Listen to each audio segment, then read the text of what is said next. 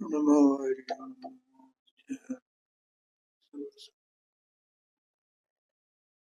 सर्वव्यापीकचिन्तो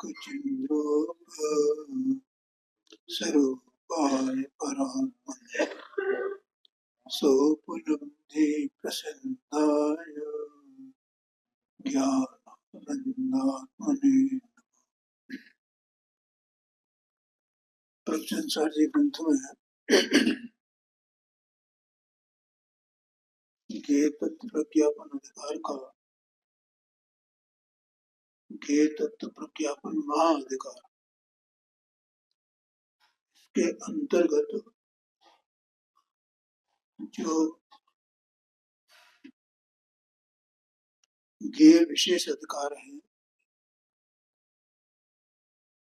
और जो 145 नंबर की गाथा से प्रारंभ होकर के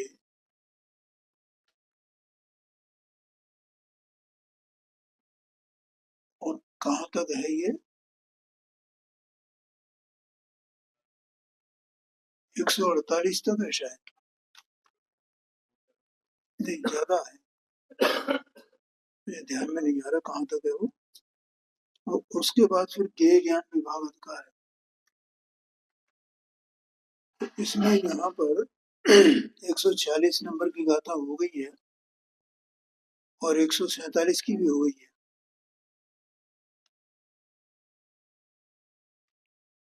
146 नंबर की गाथा में 4 प्रकार के प्राण बताए हैं, जीव के द्रव्य प्राण। और वो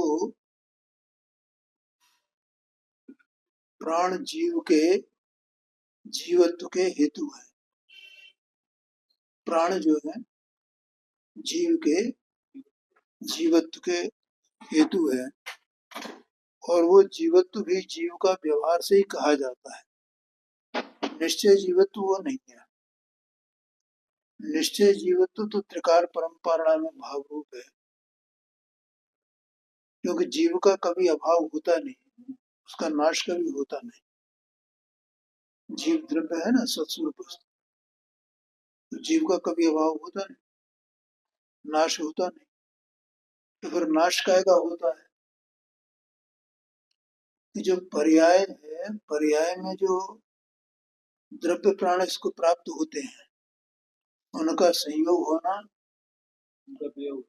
और उनका वियोग होना, फिर संयोग होना, फिर वियोग होना, फिर संयोग होना, फिर वियोग होना, इसको जीव का जीवन मरण संसार की अपेक्षा से कहा जाता है।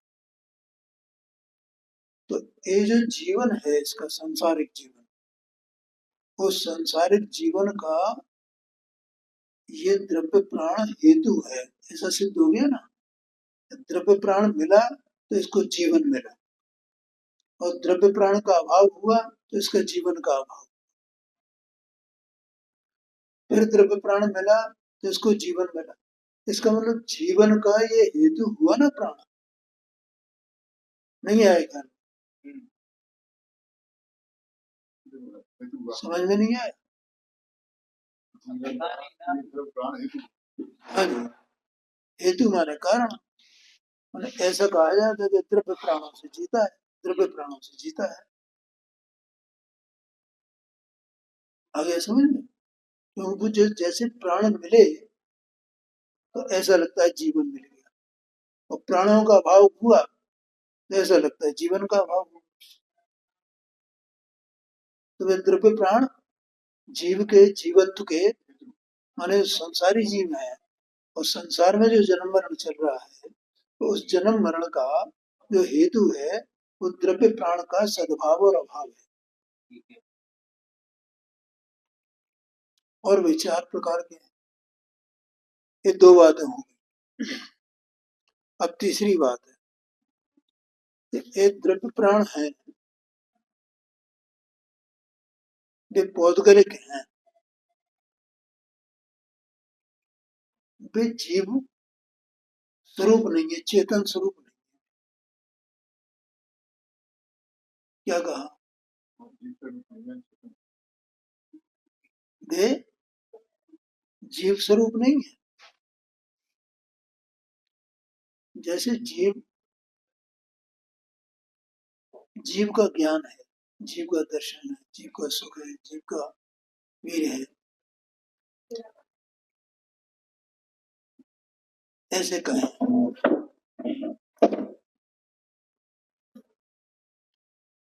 अथवा ऐसा कहें कैसे जीव राग रूप परिणमता है, जीव द्वेष रूप परिणमता है, जीव मोह रूप परिणमता है। तो द्रव्य प्राण जीव का परिणाम भी नहीं है। क्या कहा? द्रव्य प्राण जीव का परिणाम भी नहीं है।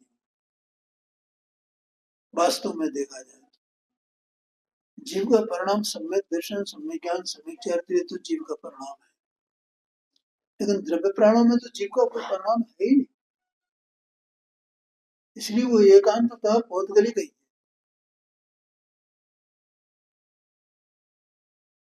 बोलो बताओ मुझे,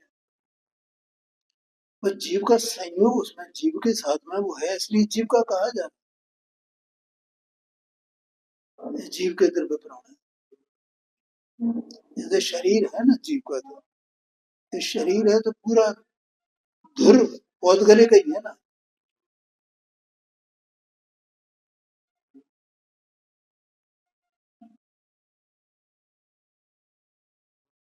मतलब इसमें बिल्कुल कोई भी जीव का कुछ है नहीं ना, लेकिन कर्म के उदय से मिला है शरीर, इसलिए जीव का कहा जाता है, जीव के संयोग में है। अभी बाहर में भी जो संयोग मिलते हैं तो वे भी इस जीव के ही कहे जाते हैं ना, पुण्य पाप के उदय से जैसे भी संयोग मिलते हैं। तो जैसे वे अन्य बाहर के संयोग हैं, ये जीव के कहे जाते हैं, धन संपदा स्त्री पुत्र आदि, ठीक है, रहने का ठिकाना आवास वगैरह जो भी क्षेत्र है, तो वो सब जीव का कहा जाता है उपचार से, असद्भुत व्यवहार से। उसी प्रकार से ये जीव के प्राण असद्भुत व्यवहार से ही कहे जाते हैं। आ गया समझ में? तो इनका ये, लेकिन आचार्य देव यहाँ दूसरे तरीके से सिद्ध करेंगे उसको कि ये प्राण पौद्गलिक है, पुद्गल के परिणाम है। देखो, ज्ञानी जीव के संबंध में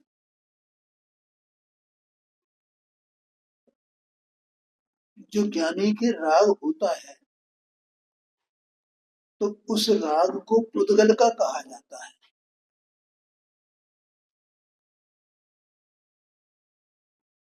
क्या कहा?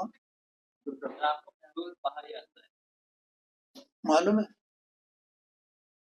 ज्ञानी जीव, उसके जो राग होता है तो पुद्गल का हुआ, जीव का नहीं हुआ,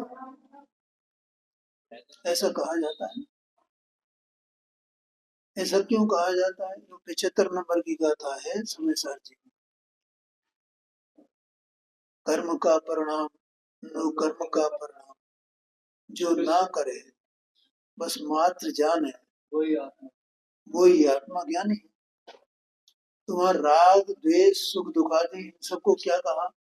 एक पुद्गल के परिणाम है, एक अंतरंग परिणाम, और देहादि को बहिरंग परिणाम कहा।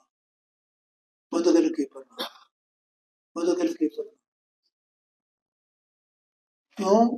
क्योंकि वे परिणाम राग ज्ञान स्वरूप नहीं है। ज्ञान उनको जानता है ना, ज्ञान का काम क्या है? मात्र जानना। तो वो जान रहा है ज्ञान, तो ज्ञान मेरे हैं ऐसा करके जान रहा है, या मैं ज्ञान हूं और ये मेरा ज्ञेय है ऐसा करके जान। इसका मतलब वो ज्ञान का नहीं हुआ ना, माने आत्मा का नहीं हुआ।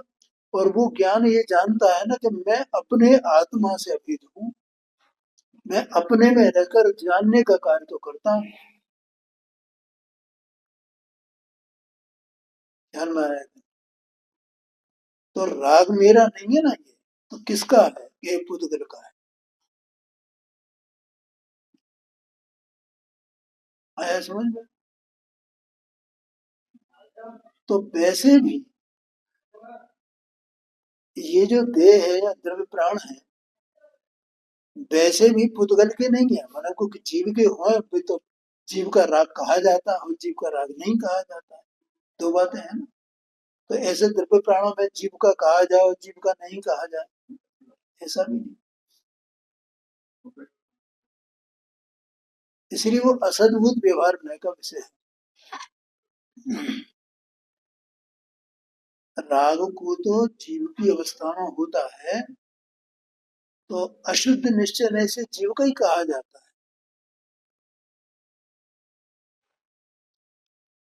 उपचरित सद्भुत व्यवहार से जीव का कहा जाता है राग को, लेकिन परमार्थ से जीव का नहीं कहा। लेकिन ऐसा इसमें द्रव्य प्राणों में लागू नहीं होता है। ये तो असद्भुत व्यवहार से ही जीव के कहे जाते हैं, निश्चय से वे पुद्गल के ही हैं। तो उनका पौद्गलिकपना किस कारण से है? जीव के नहीं है। जीव तो चेतनामयी वस्तु है ना, तो इसमें चेतना का कोई अंश है क्या द्रव्य प्राण? चेतना का कोई भी अंश द्रव्य प्राणों में नहीं है। इधर आ जाए बेटा, बीच वाले पे, वो पीछे जिनवाणी रखिए, नीचे वाले।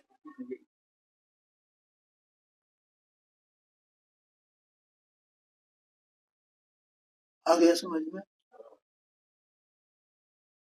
और ये द्रव्य प्राण ये औपाधिक भाव है, जीव के है नहीं।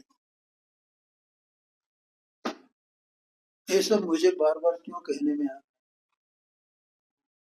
ये भेद विज्ञान के कारण भूत बाधा है। ये समझना है मैं जीव हूँ, ये द्रव्य प्राण मैं नहीं हूँ।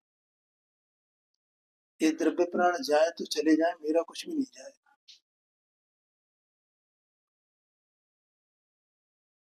क्या ओम प्रकाश? हाँ जी। तो अब देखो इस संबंधी युग आता है, पहले अपन उसको पढ़ते हैं। जीवो पाणिबद्धो बद्धो मोहादियैकं मे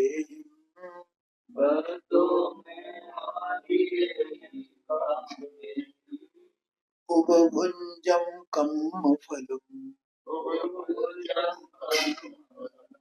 भञ्जति अन्येकं मे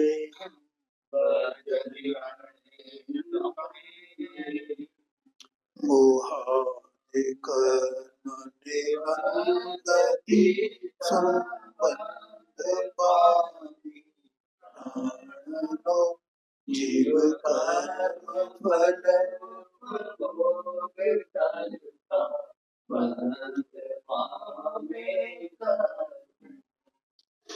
अन्वय अर्थ है, मोहादिक कर्मों से बंधा हुआ होने से जीव प्राणों से संयुक्त होता हुआ कर्म फल को भोगता है, अन्य कर्मों से बंधता है। देखो अभी भेद विज्ञान की बात आई थी ना, तो ये मेरी बात नहीं है, तो आचार्य देव ने पहले ही कह दिया। इस अधिकार का नाम क्या है?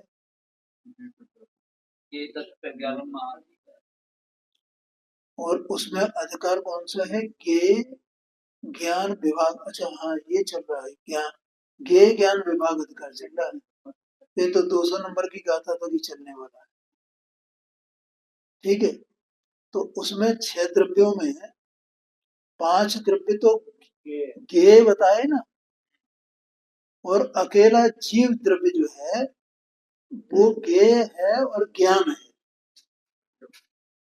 ऐसा बताया। कैसा बताया भैया कपिल भाई? ज्ञेय और ज्ञान। और ज्ञेय के बारे में मैंने बताया भी था कि ज्ञेय किसको कहते हैं? अवलोकन होने को, ज्ञान में वो हुआ पर।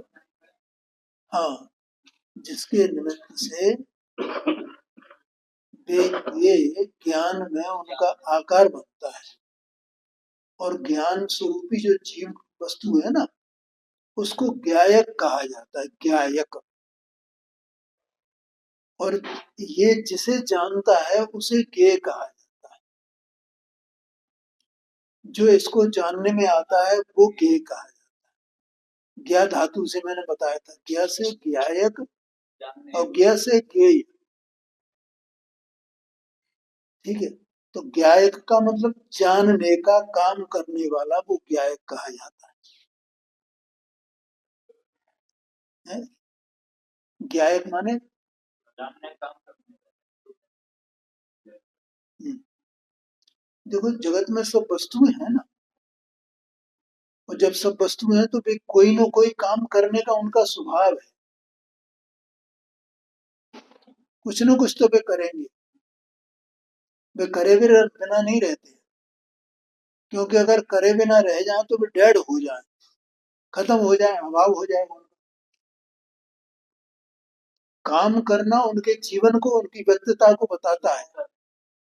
और वे काम ही नहीं करें तो मानो उसका नाश ही हो गया, खत्म ही हो गया, वो है ही नहीं वो। ये सांख्यमती ये मानते हैं ना कि भैया वो जीव है, वो सो कूटस्थ है, कूटस्थ है। अरे वो कुछ काम ही नहीं करेगा जीव ही कर तो वो रहेगा कैसे जगत में, करेगा क्या? कैसे उसका उसका अस्तित्व कैसे रह सकता है वो काम न करे? ठीक है, ऐसे ही जीव भी है, और जीव काम करता है। काय का काम करता है भैया? जानने का। क्यों? क्योंकि जानने का काम करना उसका स्वभाव है। जानने का काम करना उसका स्वभाव है। अब जितनी जीव राशि है जगत में, सब ऐसे ही है। कैसे है? जानने का काम करने के स्वभाव वाले हैं। बोलो। जानने का काम करने के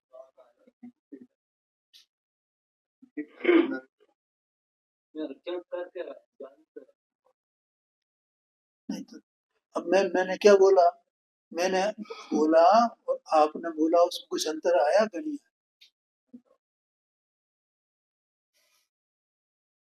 बोलो ओम प्रकाश। ये तो जानने का स्वभाव वाला जान ही तो रहा हूँ। जानने का काम करने के स्वभाव वाला हूँ मैं। तो वो कार्य तो है। हाँ, जानने का काम करने के स्वभाव वाला हूँ। माने मेरा स्वभाव जानने का काम करने का है। स्वभाव है मेरा जानने का काम करना। ये ज्ञायक शब्द का अर्थ है। ज्ञायक, ज्ञायक, ज्ञायक। जानने के काम करने का स्वभाव, इसका नाम ज्ञायक है। ठीक है, इसका मतलब मैं कोई सत्स्वरूप, त्रिकाल सत्स्वरूप वस्तु हूँ, और मेरा स्वभाव क्या है? जानने का काम करना।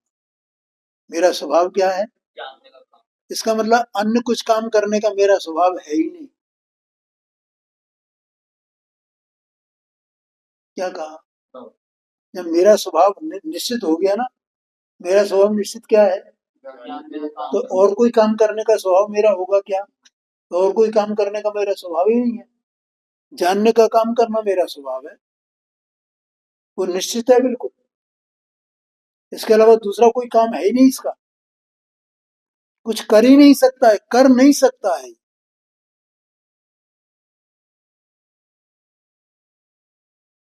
आया कि नहीं आया? अगर दूसरा अपने को करने वाला माना ये को मैं ये भी कर सकता हूँ, वो विकृति है इसकी। क्या है? यही विकृति, और ये विकृति सब जीवों में, संसारी जीवों में है। इस विकृति का नाम अज्ञान है, मिथ्या दर्शन है, मिथ्या ज्ञान है, मिथ्या चारित्र।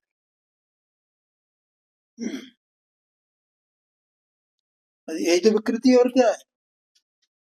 उस विकृति का फल क्या है, बोलो ओम प्रकाश जी। तो करने वाला हाँ, विकृति का फल क्या है? अनंत संसार है विकृति का फल, अनंत संसार। और ये ऐसा अपने को स्वीकार कर ले, ऐसा जान ले, ऐसा मान ले, और फिर अपना जानने का जो कार्य है उसी में बैठ जाए, उसको ही देखे, देखो मैं ये जानने का कार्य कर रहा हूँ, देखो मैं ये जानने का काम कर रहा हूँ। मैं जानने का काम करूंगा तो मेरा स्वभाव हुआ ना, तो किसी परद्रव्य से मेरा संबंध हुआ क्या? अपने स्वभाव से ही जानने का काम करता हूं ना, कि पर से करता हूं? ये विचार नहीं, ख्याल में आया कि नहीं? मैं ये जो मैंने बोला ना, मेरा काम क्या है, वो मेरा क्या स्वरूप है? जानने का काम करने का मेरा स्वभाव है। इसका मतलब मैं इसके अलावा और कुछ काम करूंगा नहीं, जानने का काम करूंगा, जानने का काम करूंगा, जानना। क्यों? मेरा स्वभाव ही है। ऐसे स्वभाव वाला मैं त्रिकाल हूं ना, तो त्रिकाल ही मेरा कार्य रहा ना।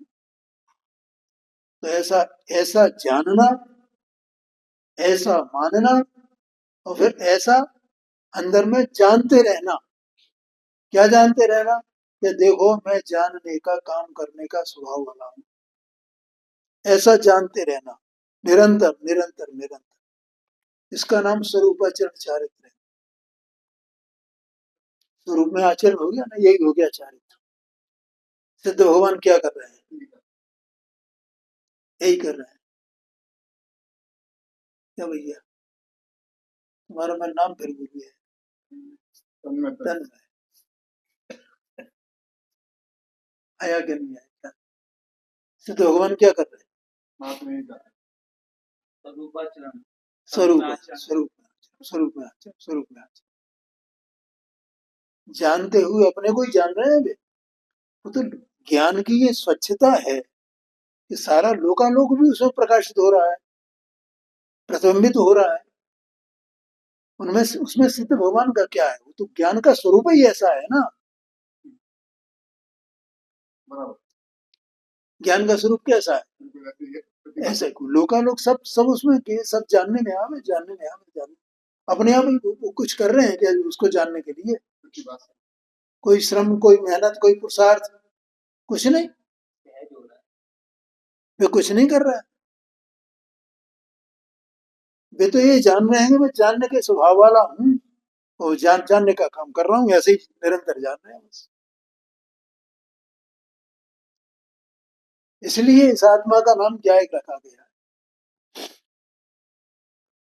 निगोद से लेकर के सिद्ध भगवान तक सारे जीव सब ज्ञायक ज्ञायक ज्ञायक ज्ञायक ज्ञायक ज्ञायक।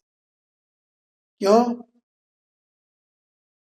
जानने का काम करने के स्वभाव वाले हैं सब, इसलिए सब ज्ञायक।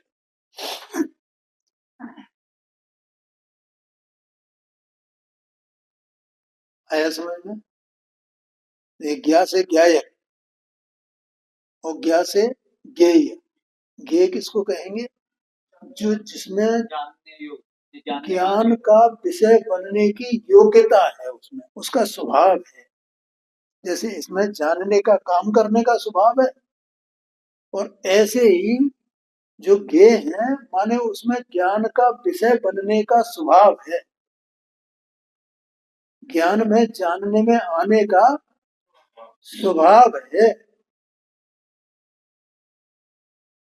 क्या भैया तुमने ज्ञान में जानने में आने का स्वभाव है उनका।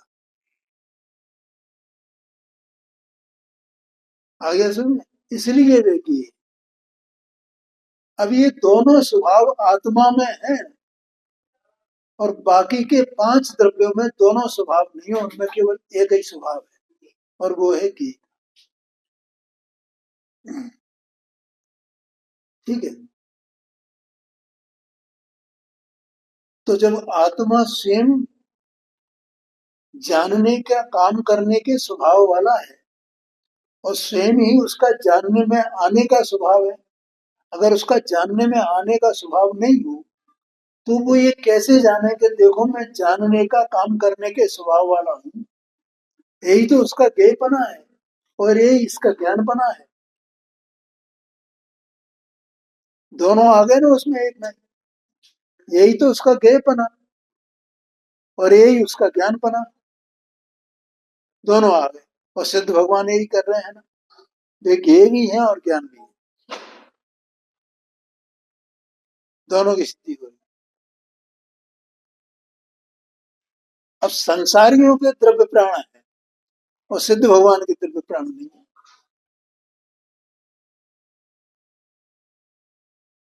ख्याल में आया? और जीव सब एक से बताए ना, अभी तो कहां से लेकर के सब ज्ञायक हैं ये बोला, और सब ज्ञेय है और सब ज्ञान है। ज्ञेय भी वही है और ज्ञान भी वही। तो उसमें द्रव्य प्राणों की तो आवश्यकता है नहीं कि हम उनको ज्ञेय बनाए तो द्रव्य प्राणों सहित बनाए, फिर नहीं तो द्रव्य प्राण को अलग करो। ये आया कि नहीं आया पहली गाथा में 145 नंबर की गाथा? द्रव्य प्राण से भिन्न जानना चाहिए जीव को। तो वो ज्ञेय कैसा है ये जानने में आ गए, तो वो ज्ञान कैसा है ये जानने में। ये भेद विज्ञान की बात है। प्राण को ज्ञेय का नहीं मानेंगे तो अविनाशी सिद्ध नहीं होगा। हाँ जी, हाँ जी, बिल्कुल। ख्याल में आ गया? आओ अपन इसका अर्थ पढ़ते हैं। देखो 148 गाथा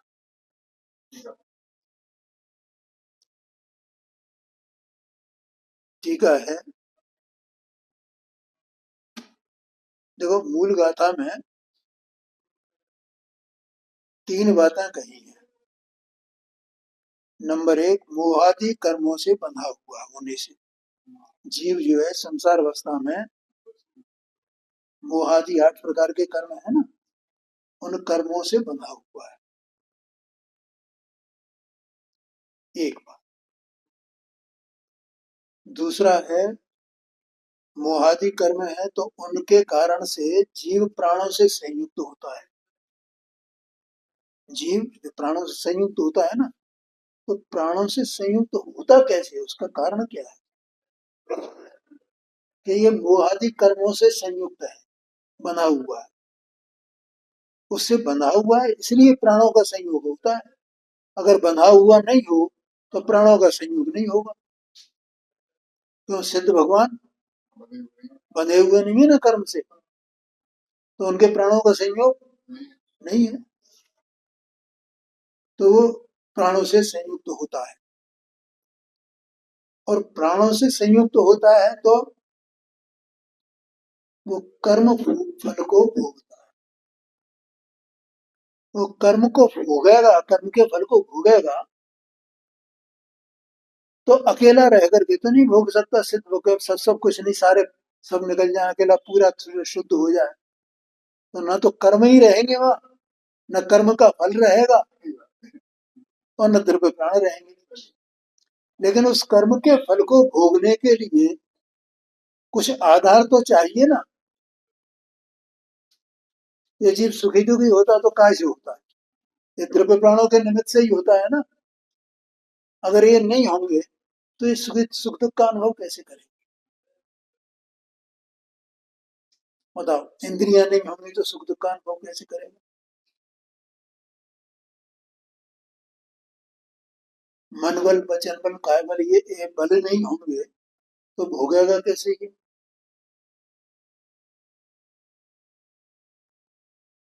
समझ में आया? किसी को कोई बीमारी हो गई, ठीक है, मान लो उसका वचन बल छूट गया, वो मन बल भी छूट गया, काय बल तो भी है। जब तक काय बल है तब तक भोगेगा ना उसको बीमारी को। तो बीमार तो शरीर ही हुआ है ना, वो भोगने वाला कौन है? शरीर नहीं भोगता, जीव भोगता है। तो कायबल है तब तो भोगता है। कायबल भी खत्म हो जाए तो क्या रहेगा, भोगेगा काय से? इसलिए संक्षेप में समझना कि द्रव्य कर्मों से जो है ये द्रव्य प्राणों से संयुक्त होता है, और द्रव्य प्राण से संयुक्त है तो एक कर्म फल फल को भोगता है, और कर्म फल को भोगता है तो फिर कर्म बांधता है नया। तो परंपरा चल रही है। बस द्रव्य प्राणों को प्राप्त करो, कर्म फल को भोगो, कर्म बांधो, फिर कर्म का उदय आएगा, फिर कर्म के उदय से फिर द्रव्य प्राणों को प्राप्त करो, फिर कर्म फल को भोगो, तो फिर कर्म बांधो, और फिर कर्म का उदय आएगा, फिर द्रव्य प्राण मिले। कैसी अज्ञानता है। और ये जीव सत्स्वरूप वस्तु और ये प्राण, ये जीव के साथ में संयोग रूप से पहुंच गए। बस ये इसमें निरंतर निरंतर निरंतर निरंतर कोई तो नहीं। क्या करना है?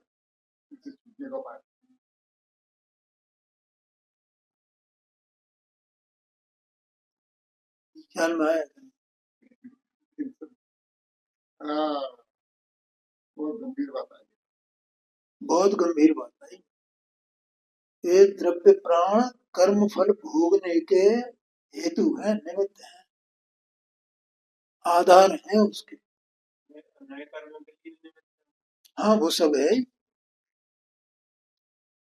हाँ तो ये पूरा चक्र बता दिया है। ख्याल में आया ना?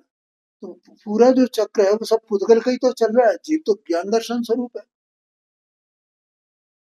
ये चक्र चल रहा है सब पुद्गल का है ना। और ये सब कैसा है तो उत्पन्न होता है, नया नाश होता है इसका, बंधता है कर, उदय में आता है, फिर जाता है, द्रव्य प्राण मिलता है और उसका नाश हो जाता है। और ये उसमें कर्म फल को भोगता रहता है, भोगता रहता है, नए नए कर्म बांधता रहता है, नया नया कर्म फल भोगता रहता है।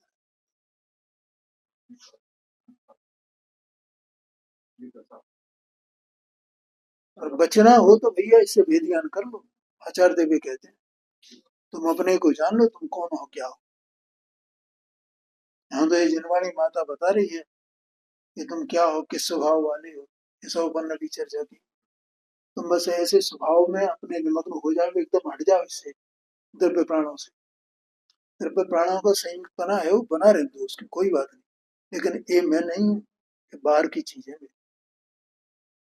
ऐसा उससे भेद ज्ञान कर लो। ये पर है और ये मैं स्व हूँ, ऐसा दोनों विभाग अलग अलग कर लो।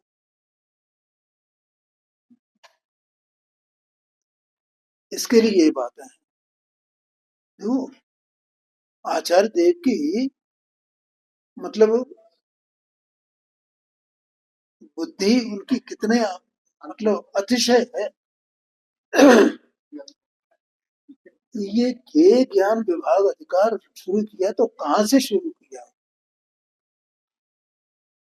कितना मतलब उनके एकदम ज्ञान में कैसा जच रहा था कि कहाँ से शुरू किया जाए इसको। द्रव्य प्राणों से शुरू किया कि कैसे भेद ज्ञान कराया जाए।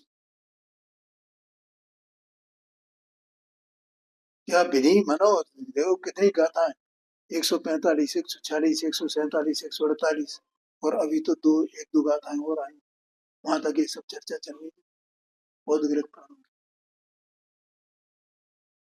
अब देखो टीका है गंभीर बात। भाई हमें ये गंभीरता लगनी चाहिए, हमें आज तक गंभीरता लगी नहीं है। गंभीरता लगती तो हमें संसार में नहीं टिकते। ये गंभीर हुआ ही नहीं जीव इसके प्रति तरह रंच मात्र।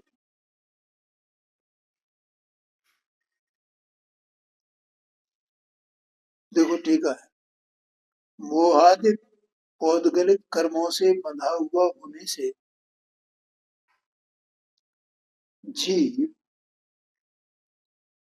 प्राणों से संयुक्त होता है,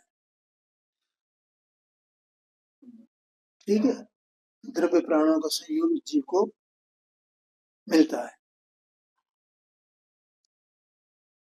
दूसरा, प्राणों से संयुक्त होने के कारण औद्गलिक कर्म फल को मोही रागी द्वेषी जीव मोह राग द्वेष पूर्वक भोगता हुआ। ये अज्ञानी जीव की बात है सब। ज्ञानी जीव तो भोगते हुए भी नहीं भोगता है। 197-98 गाथाएं हैं निर्जरात का, भोगते हुए भी नहीं भोगता है।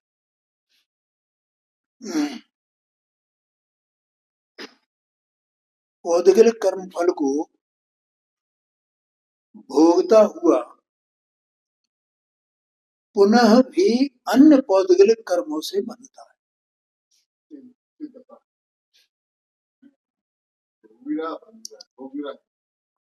वो भोगेगा,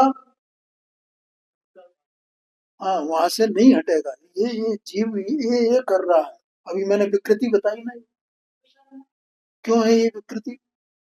क्योंकि अपने को ज्ञान करने के स्वभाव वाला नहीं माना है।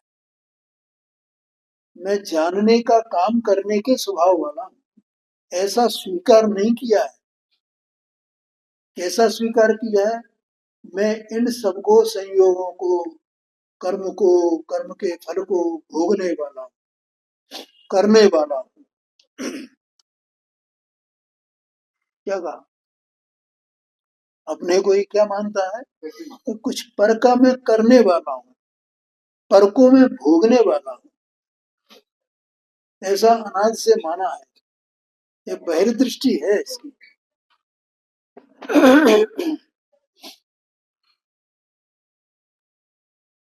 समझ में आया?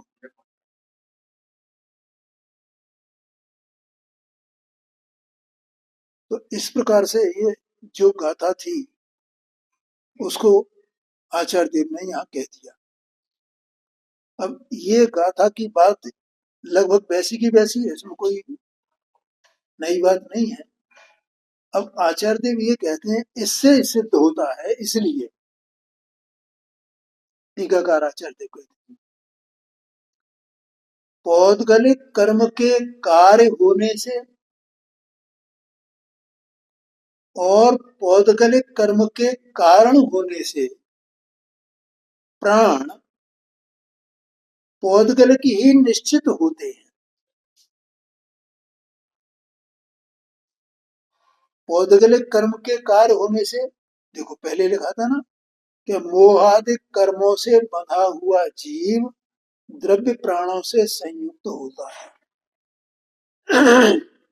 इसका मतलब है कर्म ही उन प्राणों के कारण है।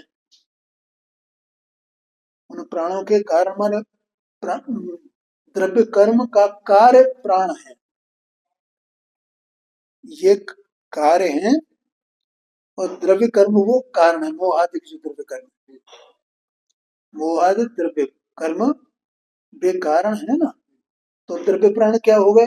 कार्य हो गए।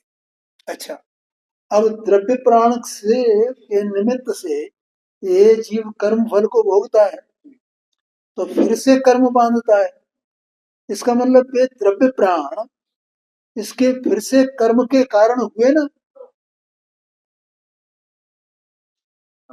ठीक है। तो ये द्रव्य प्राण कार्य भी है और कारण भी है। कार्य है तो पुद्गल के हैं, कारण है तो पुद्गल के हैं। बोलो ओम प्रकाश जी, समझ में नहीं आया? द्रव्य प्राण को बीच में रखा आचार्य देव कि मोहादि कर्म से जो बंधा हुआ जीव है तो उसको वे द्रव्य प्राण प्राप्त होते हैं। इसका मतलब द्रव्य प्राण वे कारण हुए ना? नहीं, द्रव्य प्राण वे कार्य हुए ना, और मोहादि कर्म वे कारण हुए। तो उन कारणों से ये कार्य हुआ द्रव्य प्राण का। ये जो द्रव्य प्राण है ये किसके कार्य हुए? उसमें कारण कौन? मोहादि। मोहादि कारण और एक कार्य। कारण कार्य होता है ना, जो भी कार्य होगा तो उसमें कारण वस्तु होगा, बिना कारण के कार्य नहीं होता है। तो ये जो द्रव्य प्राण है वो किस कारण से है?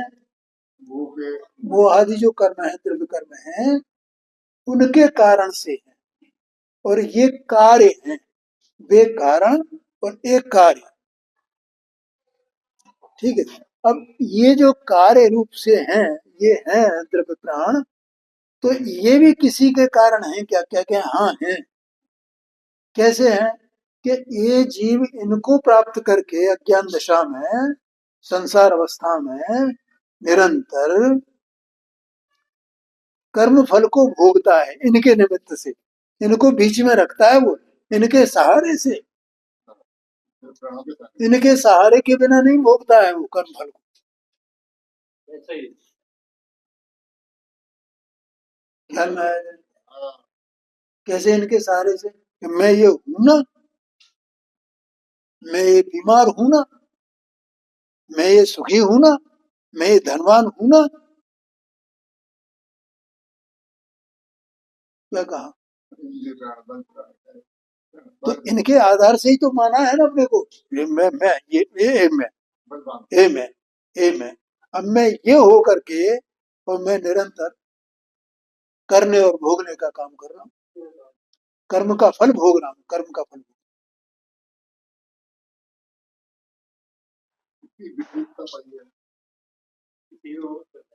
है जी।